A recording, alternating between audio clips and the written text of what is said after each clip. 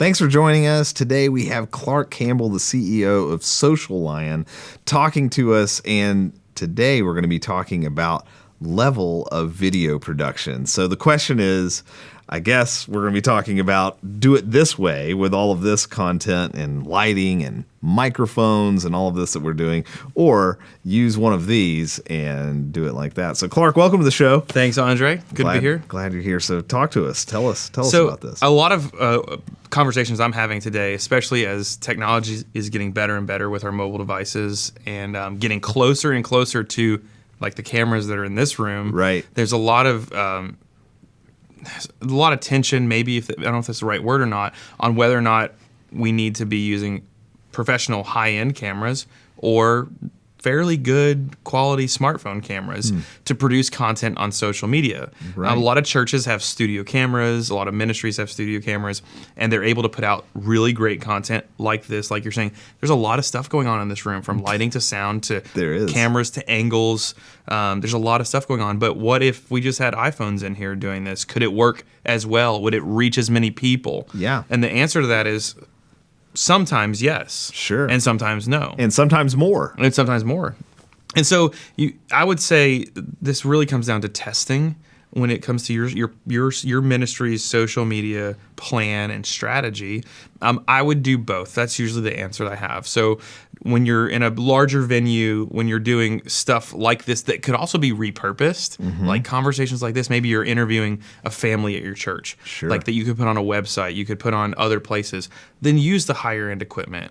But if you're trying to capture like behind the scenes or more organic, natural moments, then always use a cell phone, use a smartphone to capture that content and to get it out there. You can get it out there much more quickly. You can literally video this and have it online within minutes or instantaneously if it's live. Sure. You know, what we've taken, the approach that we're doing in here is we are filming this with studio cameras and lights, and we've got boom microphones that are just right out of reach here. And then what we're doing is we edit it all live. Yeah. So as we're talking and I'm saying something, we have an editor who's just cut to the wide shot, and then he's going to probably cut back to me, and maybe, there you are. So he's going to cut back to me, and I can kind of see out of my peripheral vision these cuts that are happening. But we've decided to do it this way, where we've said, you know what, we want to have really great sound, we want to have nice lighting and a look, but at the end of the day, we also value this getting done quickly. And so you and I are sitting here, we're having a series of conversations, we'll turn each of these into a video, and then they're done, and then we'll schedule these all to be released, right?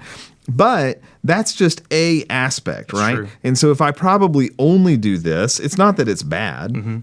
And hopefully each of these videos do will be really, useful, really well. Right? Yeah. Well, I mean, think about the audience size. I mean, these are videos intended for ministry people that are doing online evangelism. So we're not going to get 70 million views on these? I think this one's going to get 50 million. Maybe. Come on. Maybe 50. Yeah, that's I don't know. Who knows? I feel better now. Who knows? But these are never going to be really high view count videos.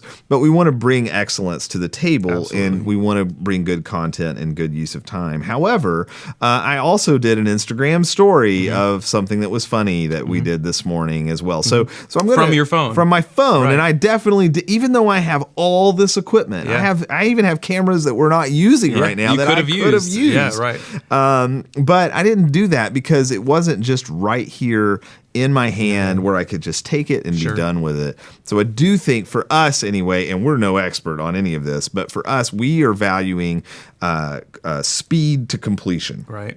So we set up this room so that we can have high quality and high speed to completion.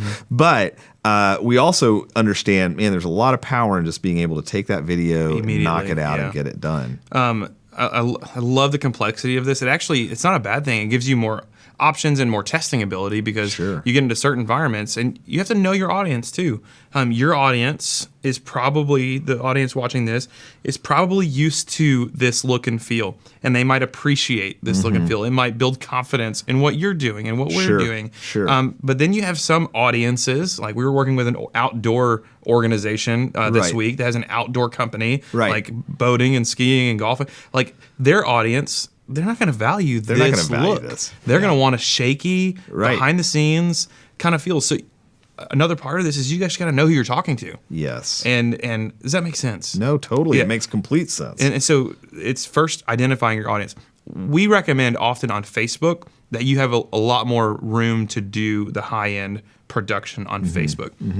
On Facebook stories, which is, again, I call like Facebook stories and Instagram stories kind of the behind the scenes, or in production world, we call it BTS. Yeah. What's happening behind the scenes. So the front, your front page on Facebook and Instagram, I would lean towards professional quality. It's like the front of your building. You want the front of your building to look really nice. And then they come inside and they see this mess in here. It's not a mess.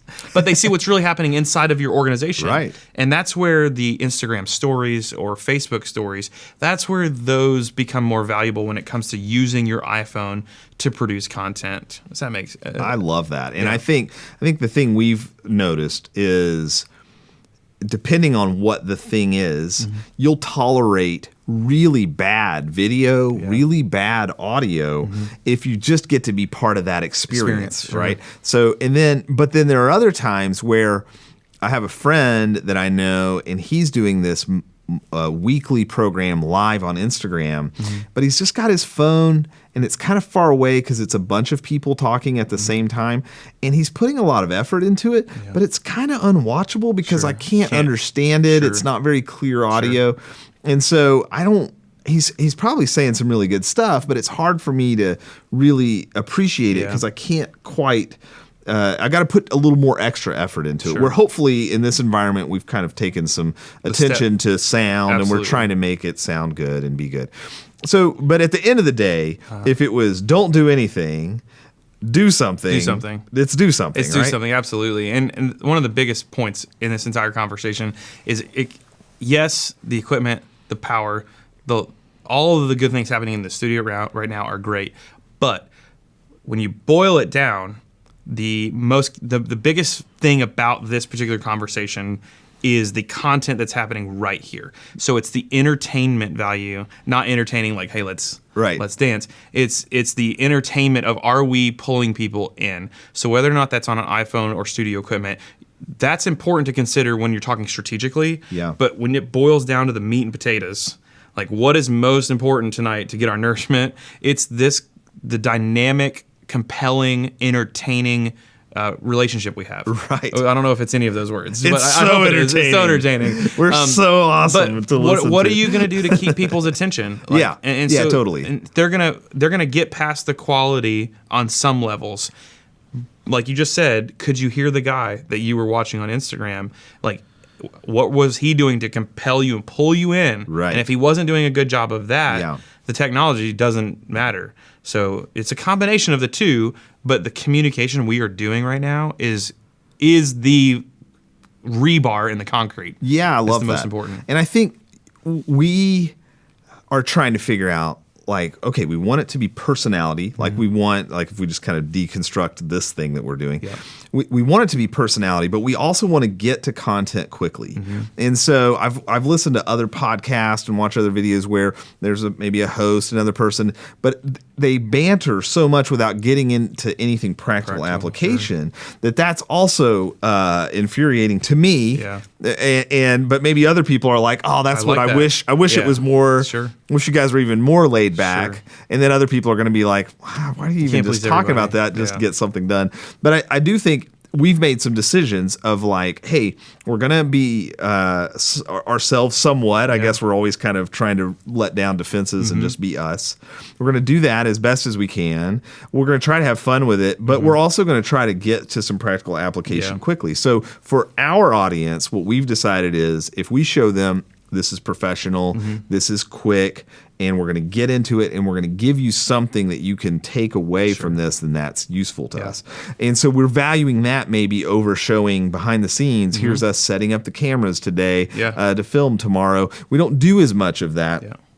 Because we want to show our content for our brand is, hey, when you work with us, you get You get value every single time, but that doesn't mean it's right. It's just it may not be right for everybody. No, I can't. Yeah. I can think of a lot of scenarios where it would be the exact wrong advice. Absolutely. So, but that's the stuff that we've done to kind of pick for us. But if we had to go and edit each of these videos when they were done, it would be like the worst thing ever. So we've intentionally set all this up so that as we do it, it's done. As soon as we say thanks, it's finished.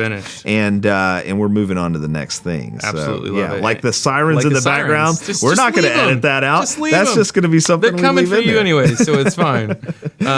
So I love what you said about audience. Know your audience. Figure out what they want, what they're going to listen to the most, and study and analyze why. How long do they stay? How long do the viewers we have here? How long do they stay watching it? Right. And then decide next time, should we do a shorter video or should we try Instagram Live? Yeah, you're probably not going to, but no, we need to test, right? We need to test that out. And where we are in this process is we're just building this part of it out. Yeah. We've been so busy behind the scenes building all this for the past way too many years, and now we're kind of coming out and letting people know what we've been focused on. I do want to say one other thing about authenticity. Please. There is this sense from me, and then I want to get your feedback on that this has a slightly less level of authenticity than if I had this in front and I was recording and looking at that. Yeah. Do you agree with that, or what's your? So perception is everything, right? Right. So whatever people are perceiving right now as they watch this that's going to be the level of authenticity, and I think the fact that we're more conversing helps us rather than. Now stop and look at the screen and follow along with me. Right. That's where it gets into trouble. But if we can be really comfortable, relaxed, and conversational, that'll help a lot when it comes down to that authenticity question. But yes, the shaky, unproduced, people now know how to decipher when looking at their phone. Even if they're not used to the professional gear, they can still tell pretty quickly that that's produced. Yes. Versus they grabbed their phone in a moment and captured something. So I'm seeing Instagram ads that are totally recorded on their phone. And maybe even a little more movement is being done. But it is clearly, and they even kind of don't do a great job. Like they'll kind of have a mess up or something in that. These are huge brands that have plenty of money. It's true. They're not kind of haphazardly throwing out. But it comes across as like, I'll make an ad real quick, you know? Is how it feels. And I think they're figuring out, and I'm starting to see more of those, and I think they're figuring out like, oh, if I can look authentic, you're going to kind of stop on me because you're like, wait, which guy is this? Who's this, my friend? I think that brings up a really important point for everybody to remember, that people trust people over brands. So they're going to trust you first. So the more authentic you can make it, the more you can make it about a person, more you can make it about you or someone else here in your office, your organization. The more you can make it about very, very basic level human interaction, the better you're going to do than overselling something, overplaying something. I think that's what those brands are tapping into. They're understanding the more authentic we can make it, the more that fan will trust us. And so it's an important conversation for ministries. I was going to say, so when we talk about, let's pull all this into ministry stuff. So here we've got everything from a church to some kind of ministry that's doing evangelism in a bigger way, maybe, or in just a very regional way. What would be our advice then? So kind of boil it down. Like, what's some advice to a ministry who has something to say? What would you tell them? I would say that leverage people that are good communicators and maybe influencers in their community. Even if you chose like 5 people from your organization or 5 people from your church, if you're watching, to maybe take over the phone once a week and talk on Instagram and tell a story, not just the picture of your building or your office or your cool product or your whatever. Like, don't talk as much about yourself. Let people tell stories. That's probably where I would bring this back to. Let social media, especially video, be more about human stories that would compel and pull an audience in, rather than just telling people what you do, or a graphic that shows your next thing, or your favorite speaker said this last year at your conference. Those are important and they have a time and a place. Right. But try to capture the essence of the humanity in your ministry, in your organization, especially on video, since we're talking about video. Right. Right. And I think when it comes to that video content, be aware there's just some simple practical things. Even if it is handheld, try to hold it steady. Steady, right? absolutely. Oh, yeah, There's some things like, be aware. We've talked in another video about orientation of the video, whether you're going to do it portrait or horizontal based off of how someone is consuming this. Get an Osmo. Go online, get a DJI Osmo, and it will steady whether or not you're doing it this way or this way. It will steady your shot. And it's only $139, I think. Yeah, it's a handheld device. And that lets you walk around, you can move, you can pan, but it's going to keep it nice and steady. Yeah. And if you are doing something where it's like a weekly announcement or something like that, it's worth experimenting with something like a camera on a tripod, like we're doing here, where it's locked down, the camera's not shaking around. And moving, and then pay attention to sound. Be aware of where your microphone is on your phone. Now the microphones are getting good, much better. They're getting better, but I've had some where I've watched it, and then their hand or whatever has kind of gone over it, and they just you can't understand what they're saying. So be aware of your sound. Be aware of wind, because that makes a big difference. Sirens. Sirens are fine. Just leave those in. It shows that you're in the city. One quick example before we wrap up here.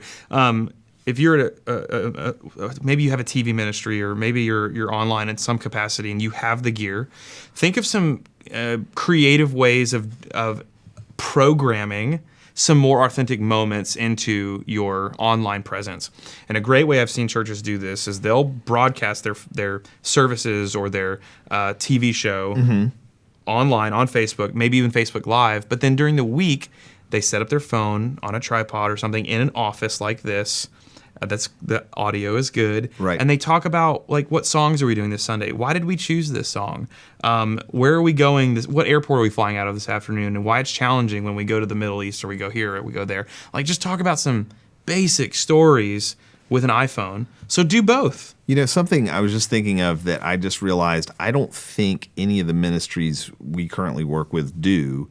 And maybe it's a bad idea, but we'll just go for it. Go for it. See what happens. Just sell it. Go ahead. But I was thinking, so we've got this platform Echo. People are having all these conversations, and they're some of them are surface and not really a thing, but a lot of them are pretty amazing conversations that are being had. I think an interesting idea, if somebody wants to take this one, is to video yourself after you've had one of those conversations. Right. Because we want to be sensitive and private to that person. But I think you could say, like, I just got off a conversation with a person who is struggling with XYZ. Yeah. And, and especially if it's impacted you, I think if you could show the emotion of how hard it is and not always just show success. Sure. So I think that's the other thing that we try to do is we're always trying to package success. And sometimes if you could see, like, man, I am just torn up because I just spent an hour talking to this person, and at the end they just decided to keep on going down the path, and I don't know what's going to happen to them. And I think if they did that, I bet I'd be interested in hearing that. Yeah, you would be. And because it would be these micro testimonials, would be. Pro and con, that would give me some insight into the struggle. And what's happening behind the scenes. Yeah. And that's so important, is to remember people really do care about what's going on behind the scenes of your ministry, of your organization. That the front, the facade that you have out front is important. You want it to look beautiful. You want your videos and your pictures to look great. Sure. But we also care about, what is it really like? Yeah. After they turn off the lights. Sure. After they turn off the cameras. Well, I think that's why we like bloopers. Yeah. When we like the blooper reel, that's so great to us because it's like, oh, they're authentic. They're like me. They mess up just like I do. But we haven't today, though. We haven't. We haven't had any. We're just totally professional at this at all times. Yeah. Oh man. Well, that's great. So give us so wrap this up, summarize it for us, help us understand. The summary is to do both. If you have the budget and the gear and the team to produce professional quality video, and you can turn it around quickly, then do it. But don't be afraid. If you have those things, don't be afraid to put your iPhone on a tripod or an Osmo and to see how well a Facebook Live does or a video does from your mobile device. I love that. But if you don't have the budget, don't be afraid not to use your phone. Right. Sometimes we're like, I don't have all that gear. I can't produce great content on social media. Right. That's when you need to remember that really the magic or the key to compelling content is the ability to storytell and to entertain people. Our compelling personalities. Yeah, absolutely. Keep going. What else? Not our we need. Not our looks. Not mine anyway. I know that for not sure. either of ours. Right? All right. Well, listen. Hey, I hope this has been useful. We're trying to give you just great content that you can put to practice right away. So an easy item to do out of this one is go take that phone that you probably been staring at. Maybe you're watching us on it right now. So I guess I would turn it this way in this case. But go take that phone and go do something with it and create some content. So I guess we'll take our own advice and just bring out a phone. You can see what this side of my face it looks so good. No. Hey, you can kind of see like Clark's got a screen behind him. He can see as we cut between these different angles. Over here behind him, I've got one him. Yeah, we've got some microphones up here. So that's a little behind the scenes of what we're doing. I guess there's even more if I showed you the rest. These panels are for sound, and way back there is another monitor. It's another set, but we can also use that as a monitor. So this might be the most compelling part of the whole video. Oh, not. No one will see it because it's at the very end. Nobody's going to get this far. Yeah. But if you like it, make sure and click like and click subscribe. And here comes more in the future. Thanks for watching. Make sure and like and subscribe to our channel. Click that bell so that you'll be notified every time we have a new video coming out. And I wanted to make you aware that we have some incredibly awesome resources totally free for you, whether you are or are not an Echo customer. Just go to echoglobal.org/resources and you can look at all of them totally free. echoglobal.org/resources. Like seriously, like now is a great time to go echoglobal.org/resources.